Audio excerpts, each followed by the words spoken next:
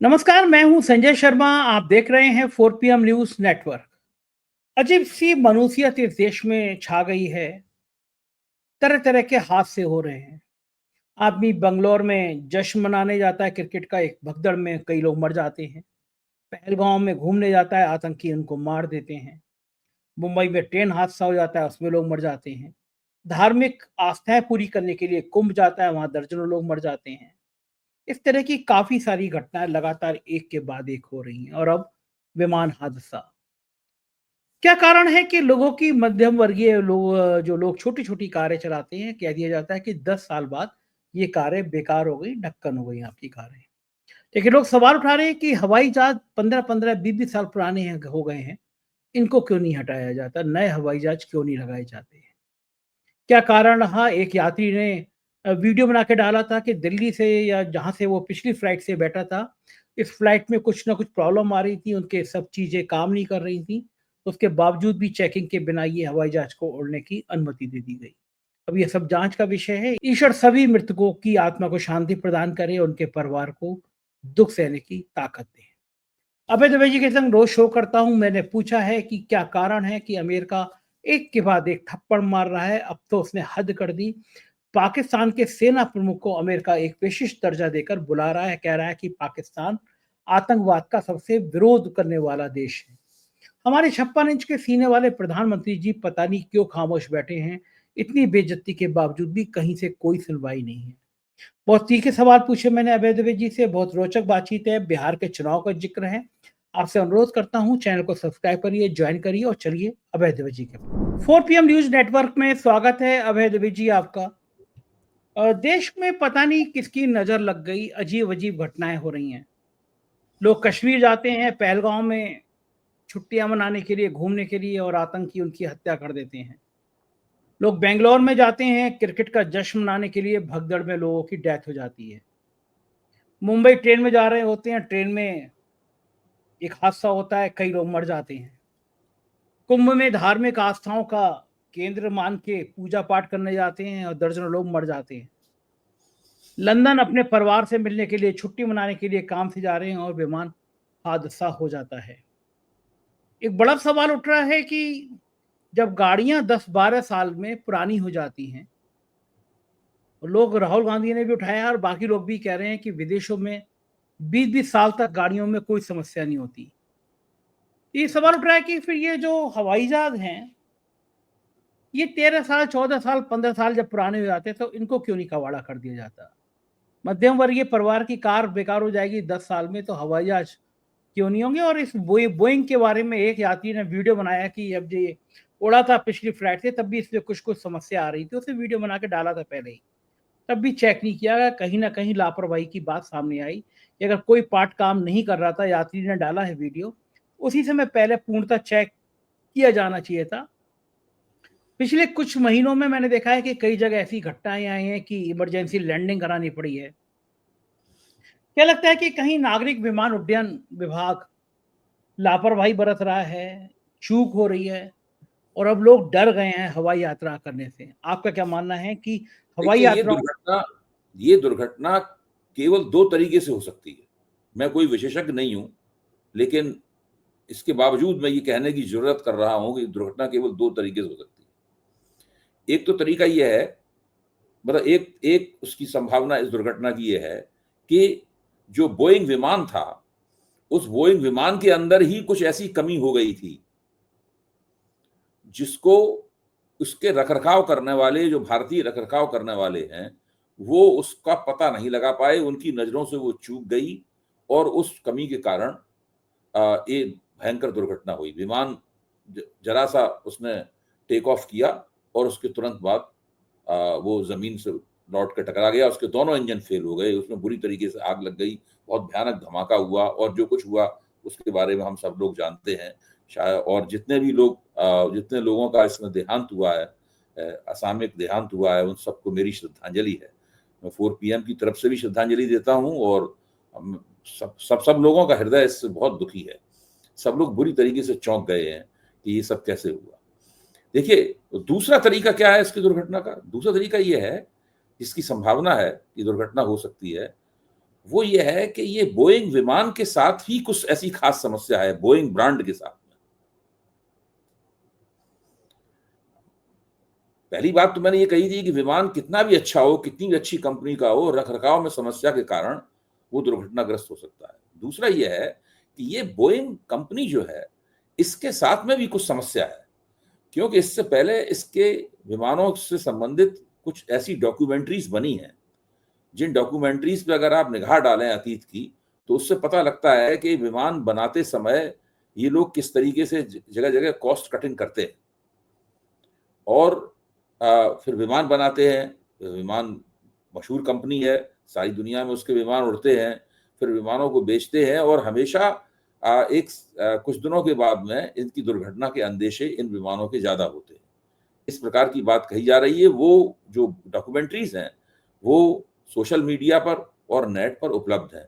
कोई भी उन डॉक्यूमेंट्रीज़ को देख सकता है। अब तो यहाँ तक इस दुर्घटना के बाद में कई लोगों ने मुझे फ़ोन किया, जिनमें मेरे परिजन भी थे और दूसरे जानने वाले भी थे। उन सबका कहना है कि अगर आपको किसी लंबी दूरी की यात्रा करनी है, तो आप ये ज़रूर देखिए कि आपको जो टिकट मिला है, जिस फ्लाइट का टिकट मिला है, वो किस कंपनी के कौन से ब्रांड के विमान का इस्तेमाल कर रहा है। आज तक हम सब लोग ये नहीं देखते थे। हमें इससे कोई मतलब नहीं होता था कि हमें एयरबस में बैठा के ले जाया जाएगा, कि हमें बोइंग में बैठा के ले जाया जाएगा, किस विमान में ले जाया जाएगा, इससे हमें कोई मतलब नहीं होता था।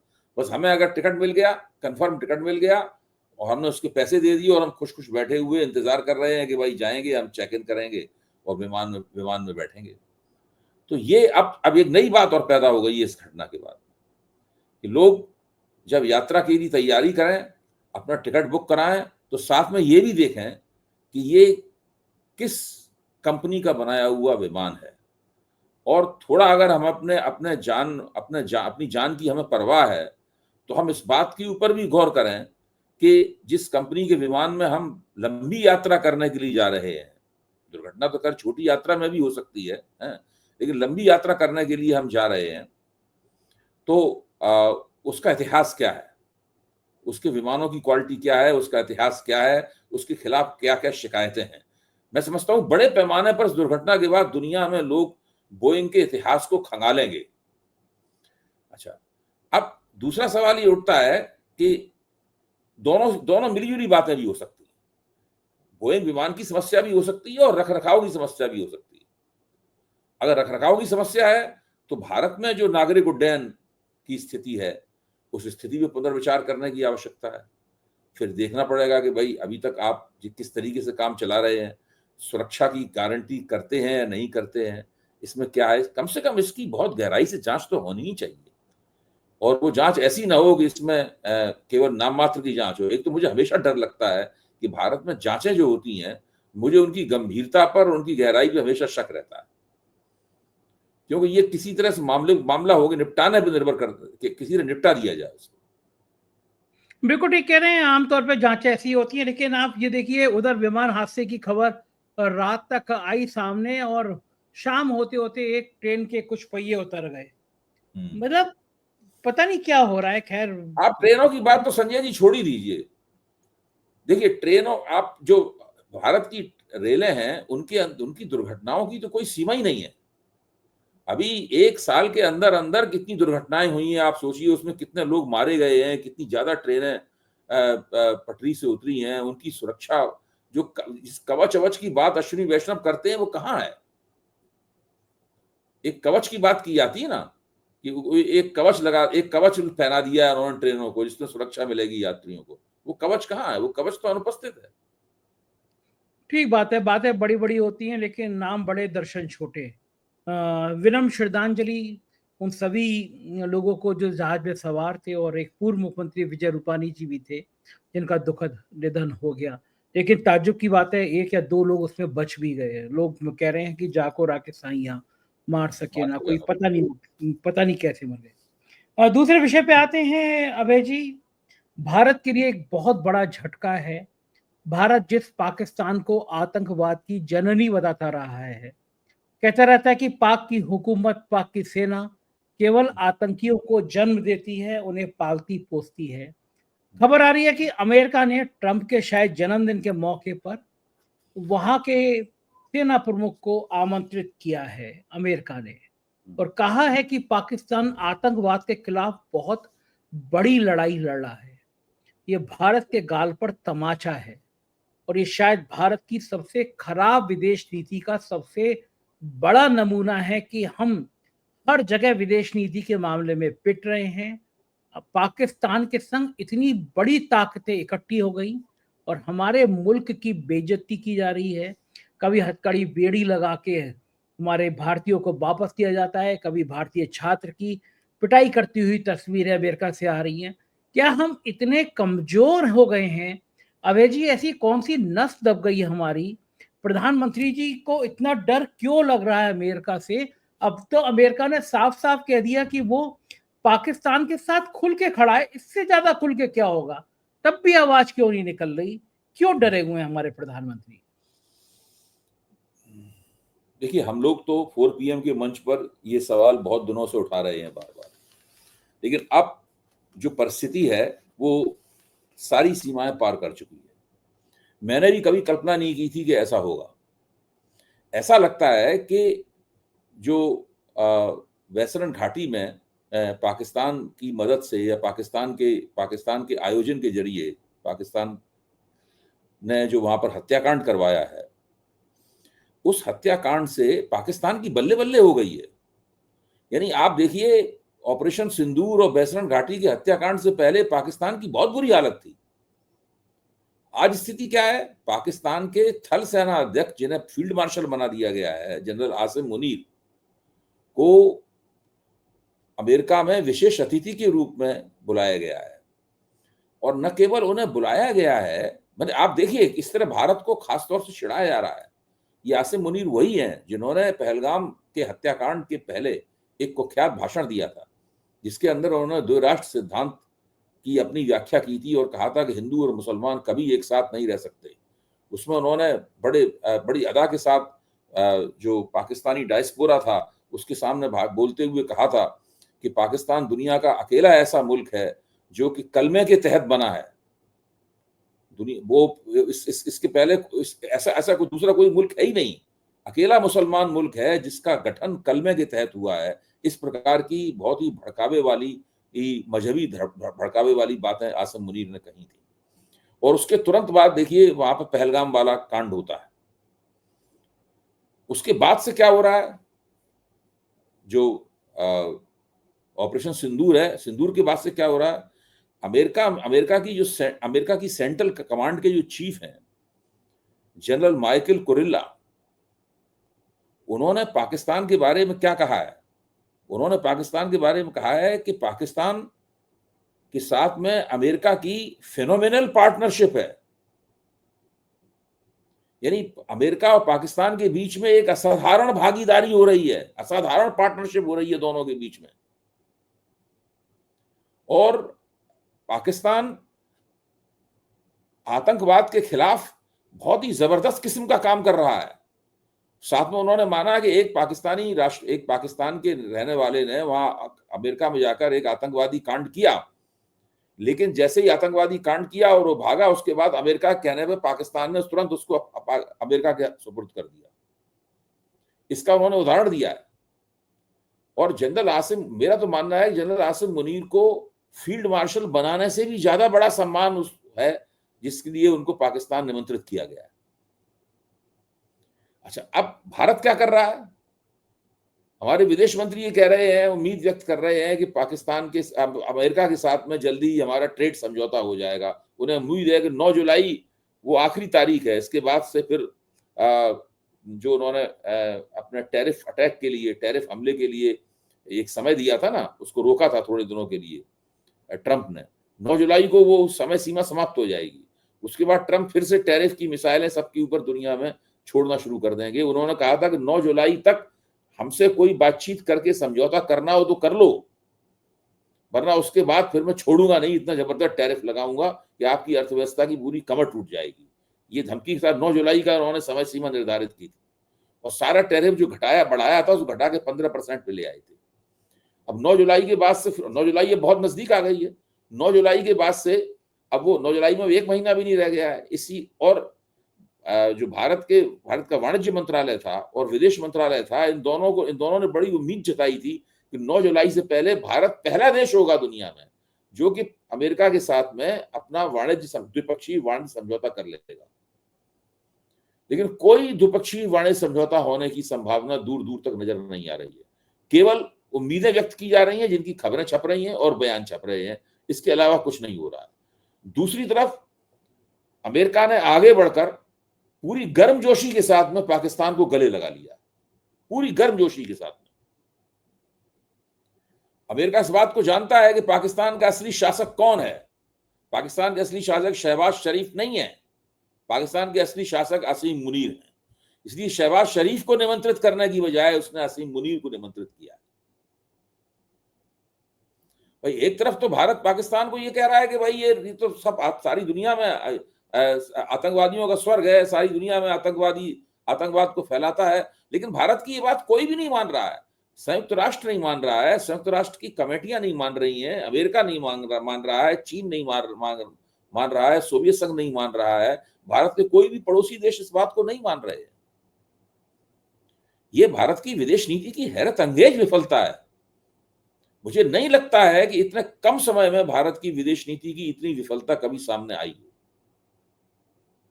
अबे जी, क्या कारण है कि विदेश मंत्री को हटाया नहीं जा रहा? इतनी विफल होने की नीति के बावजूद, इतनी बेइज्जती होने के बावजूद, सारे पड़ोसी देश हमसे नाराज हो गए, हर मोर्चे पे हम विदेश नीति पे विफल हो रहे हैं, दुनिया भर में हमारी मजाक उड़ रही है, लेकिन विदेश मंत्री को हटाया नहीं जा रहा। लोग सवाल पूछ रहे हैं, विदेश मंत्री है कौन? नरेंद्र मोदी या फिर कोई और? कि वाकई में विदेश मंत्री नाम का कोई और प्राणी है, या प्रधानमंत्री ही हमारे विदेश मंत्री हैं? लोग इस मुझको तो तरह लगता भी है सवाल। आप जो सवाल पूछ रहे हैं बड़ा महत्वपूर्ण सवाल है, लेकिन मुझे ही लगता है कि विदेश नीति जिस तरह चल रही है उसमें प्रधानमंत्री की सहमति है। प्रधानमंत्री चाहते हैं कि इसी तरह से विदेश नीति चले। मतलब क्योंकि बेइज्जती होती है। मतलब उसको प्रधानमंत्री बेइज्जती मानते ही नहीं है। प्रधानमंत्री मानते हैं कि अगर ये हो भी रहा है तो इससे हम पे क्या फर्क पड़ता है, हमारी भारत में सत्ता पे क्या असर पड़ रहा है। तमाम पत्रकार प्रधानमंत्री के 11वें साल के प्रदर्शन की बल्ले बल्ले कर रहे हैं अखबारों में। यहां तक कि एक ऐसे पत्रकार ने जो कि प्रधानमंत्री की वैसे आलोचनात्मक दृष्टि से देखता था उन्होंने भी लिख दिया है कि वो तो एक नई राजनीति का निर्माण करेंगे अपने 12वें साल में। उनके पास पूरी क्षमता है इस बात को करने की, क्योंकि उनके जो पार्टनर हैं जनता दल यूनाइटेड और तेलुगु देशम, उन पे वो निर्भर जरूर हैं, लेकिन उन्होंने कोई नरेंद्र मोदी से अपने समर्थन की कोई कीमत वो वसूल नहीं रहे, और नरेंद्र मोदी जो चाहे वो कर रहे हैं। आपको लगता है कि नरेंद्र देख ही मोदी जो सकते हैं चाह कि रहे हैं बिहार में देखिए कि बिहार में किस तरीके से चिराग पासवान को शह देकर उन्होंने फिर से एक बार नीतीश कुमार को नकेल डालने की कोशिश शुरू कर दी है। क्या ये जो चिराग पासवान को आगे बढ़ाने वाली बात है, ये क्या पिछली बार भी चिराग पासवान को आगे बढ़ाया गया था नीतीश के पर कतरने के लिए? आपको लगता है कि चिराग पासवान को इस बार भी मोदी जी का इशारा है कि जाओ नीतीश के थोड़े पर कतरो? ये तो चिराग संजय पासवान जी असंभव है, ये संजय जी असंभव है कि चिराग पासवान बिना भारतीय जनता पार्टी से इशारा मिले हुए, ये बातें घोषणा पूर्वक तो कहीं नहीं जाती, न लिख के दी जाती हैं, इशारा मिले हुए इस प्रकार का वक्तव्य दे सका। पर एक बात ये कही जा रही है, ये बात जरूर कही जा रही है कि शायद भारतीय जनता पार्टी से ज्यादा सीटें पाने की सौदेबाजी करने के लिए उन्होंने ये वक्तव्य दिया कि हम सारी सीटों के ऊपर चुनाव लड़ेंगे और हम खुद भी विधानसभा के चुनाव में कूद पड़ेंगे। ये इसलिए है कि भाजपा जनता दल यूनाइटेड को ज्यादा सीटें देना चाहती थी, तो उसके खिलाफ पेशबंदी करने के लिए वक्तव्य दिया गया है। लेकिन मैं नहीं समझता कि ये वक्तव्य केवल इसलिए है। ये दरअसल वक्तव्य है इस बात का इशारा ही कि भारतीय जनता पार्टी ने एक साथ दो मोर्चे खोल दिए हैं। एक मोर्चा तो ये है भारतीय जनता पार्टी का कि अगली बार उसे हर हालत में अपना ही मुख्यमंत्री बनाना है। जब अक्टूबर में नवंबर में नतीजा आएगा बिहार में विधानसभा का, और अगर एनडीए चुनाव जीतता है तो भाजपा निश्चित रूप से अपना मुख्यमंत्री बनाएगी। तो इसी लक्ष्य को प्राप्त करने के लिए जरूरी है कि कुछ दूसरे मोर्चे भी खोले जाएं। और दूसरा मोर्चा इस रूप में खोला है कि चिराग पासवान को शह देकर नीतीश कुमार को एक बार फिर अंडरकट किया जाए, क्योंकि चिराग पासवान का अपना जो प्रभाव क्षेत्र रामविलास पासवान का पारंपरिक, उसमें तो प्रभाव है। कुछ राजपूतों के वोट भी उनकी, रामविलास पासवान को भी वहां के राजपूतों को कुछ समर्थन मिलता था जिस क्षेत्र से वो चुनाव खुद जीतते थे। लेकिन दरअसल पूरे बिहार में उनका ऐसा कोई प्रभाव नहीं है। इसमें पूरे बिहार में सीटें लड़ाने के बारे में दावेदारी करने लगे। ये दावेदारियां केवल और केवल भारतीय जनता पार्टी की शह पर ही संभव है। क्या नीतीश को समझ में नहीं आ रहा होगा कि चिराग पासवान को आगे बढ़ाकर उनको कमजोर करने की साजिश की जा रही है? नीतीश को कमजोर करने की समझ में आ रहा होगा, 100% समझ में आ रहा होगा। इस वक्त जनता दल यूनाइटेड के खेमे में बहुत बेचैनियां होंगी, मैं मानता हूं। इस वक्त जनता दल यूनाइटेड के खेमे में बहुत बेचैनियां होंगी। और मैंने तो ये भी तक सुना है कि चिराग पासवान से नीतीश कुमार की पार्टी के एक बड़े सांसद ने, जो कि केंद्र में मंत्री भी हैं, वो कहीं हवाई अड्डे पे उनसे मिल गए। और जब चिराग पासवान ने उनसे ये बात करने की कोशिश की कि सीटों का बंटवारा कैसे होगा, तो उन्होंने चिराग पासवान को झड़क दिया कि आपको जो कुछ बात करनी है वहां बीजेपी से बात कीजिए, हमसे बात मत कीजिए, हमें तो जो मिलनी है मिलेंगी सीटें। तो वो वहां बिहार में एनडीए की एकता जो है ना, वो उतनी सुविधाजनक और आसान नहीं है जितनी सुविधाजनक और आसान ऊपर से दिखती है। पिछले विधानसभा चुनाव में भी भाजपा ने काफी तिकड़म की थी और चिराग पासवान उस तिकड़म के औजार थे। इस बार भी मुझे लगता है कि चुनाव नतीजे नजदीक आते आते इस तरह की तिकड़म फिर शुरू हो जाएगी और चिराग पासवान एक बार फिर भाजपा के औजार बन सकते हैं। अभय जी, क्या लगता है आपको कि चुनाव से पहले राजीव प्रताप, रूडी, रविशंकर प्रसाद, इन सबकी लॉटरी लग सकती है? क्या ये मंत्रिमंडल में शामिल हो सकते हैं बिहार के चुनाव के मद्देनजर? भाई, इन लोगों के मंत्रिमंडल में शामिल होने से न होने से बिहार चुनाव के नतीजे पर भी तो कोई असर पड़ने वाला नहीं है। भाई, क्या मान लो रविशंकर प्रसाद को मंत्री बना दिया जाए या राजीव प्रताप रूडी को मंत्री बना दिया जाए, इससे एनडीए को वोट मिलने वाले वोट बढ़ जाएंगे। इन लोगों को मंत्री अगर नहीं बनाया जाएगा तो क्या ये लोग भाजपा का वहां विरोध करेंगे? आप सोचिए, क्या बिहार के कायस्थ जो हैं वो वोट नहीं देंगे भाजपा को, या बिहार के राजपूत भाजपा को वोट नहीं देंगे? अच्छा, तो ये कोई जो मतलब ही नहीं है इनका। देखिए, वो बात सही है कि भाई बिहार का कुछ नुमाइंदगी बढ़ जाएगी बिहार की, ये सब प्रतीकात्मक किस्म की बातें होंगी, लेकिन इससे चुनाव नतीजे के ऊपर कोई असर पड़ेगा, मैं नहीं मानता हूं उस बात को। अच्छा, हर चुनाव में कह दिया जाता है कि बटन यहाँ दबाओगे, अगर हार गए तो गोले पाकिस्तान में छूटेंगे। इस बार तो चुनाव में पाकिस्तान का नाम भी नहीं लेंगे कि अमेरिका भी संग में हो गया, चीन भी हो गया, रूस भी हो गया।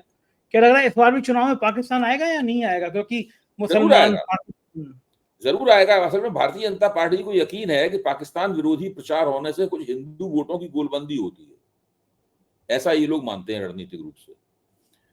ऐसी बात नहीं हमेशा ही करते रहते हो, लेकिन चुनाव में जरूर इस बात को ले आते हैं। और ये जो कि बिहार में अगर ये लोग जीते तो वहां पाकिस्तान में आतिशबाजी होगी, ये तो बिहार चुनाव से ही शुरू हुआ था। 2015 के बिहार चुनाव से ही ये फिक्रेबाजी शुरू की थी, अमित शाह ने शुरू की थी, फिर होगी बिहार में दोबारा।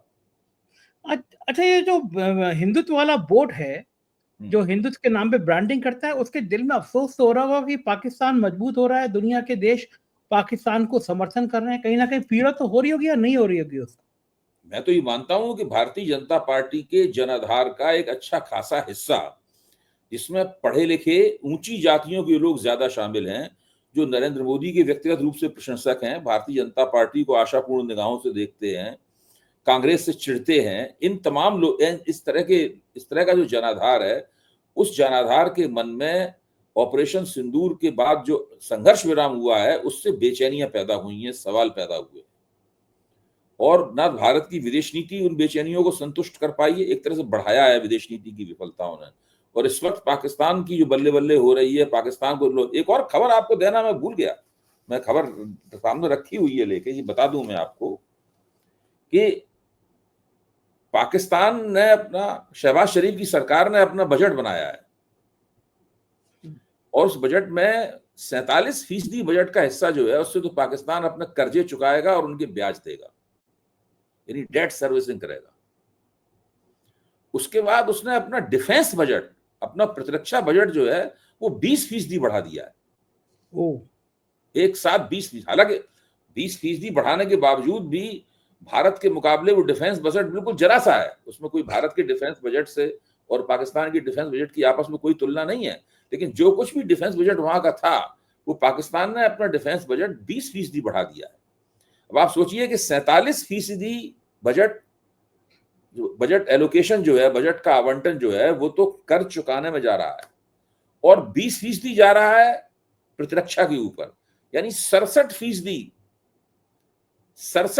बजट जो है वो किसी और जनता को राहत देने या विकास के काम में नहीं लग रहा है। बाकी बचे कितने हैं पाकिस्तान के पास में? मतलब 33% बजट ही जो बचा, यानी बाकी सारा अर्थव्यवस्था काम 33% बजट चलेगा। ये पाकिस्तान की हालत है। पाकिस्तान अपनी इस हालत के रहते हुए भी अपने आप को कैसे टिकाए रख पाएगा? वो केवल एक ही तरीके से टिकाए रख सकता है कि अमेरिका, रूस और चीन और यूरोप, दूसरे देश पाकिस्तान की जमकर मदद करें। और पाकिस्तान को पूरा विश्वास है कि ये अपनी आर्थिक कमजोरी के बावजूद भी उसको काफी मदद प्राप्त होगी। बिल्कुल ठीक बात है। और आखिरी सवाल, फिर अब अमित शाह जी कह पाएंगे नहीं कह पाएंगे कि पाकिस्तान अधिकृत कश्मीर पीओके हमारा हिस्सा है और हम इसको लेकर रहेंगे चाहे जान चली जाए? ये बात तो अब बहुत दिन तक नहीं कही जाएगी, क्योंकि ये बात तो बहुत दिन तक नहीं कही जाएगी। जब लोगों की स्मृति थोड़ी क्षीण हो जाएगी और लोग इस प्रकरण को थोड़ा भूल भाल जाएंगे, फिर तब ये फिक्रेबाजी फिर दोबारा शुरू होगी। बिल्कुल ठीक बात है। और राहुल गांधी ने नरेंद्र सरेंडर कह के एक नया जुमला निकाल के और बहुत जोर से मिर्चें भी लगा दी हैं। बहुत बहुत शुक्रिया अभय जी, आपने समय दिया। Thank you sir. तो ये थे अभय दुबे जी। पूरी बातचीत आपने सुनी, मुझको यकीन है बातचीत आपको पसंद आई होगी।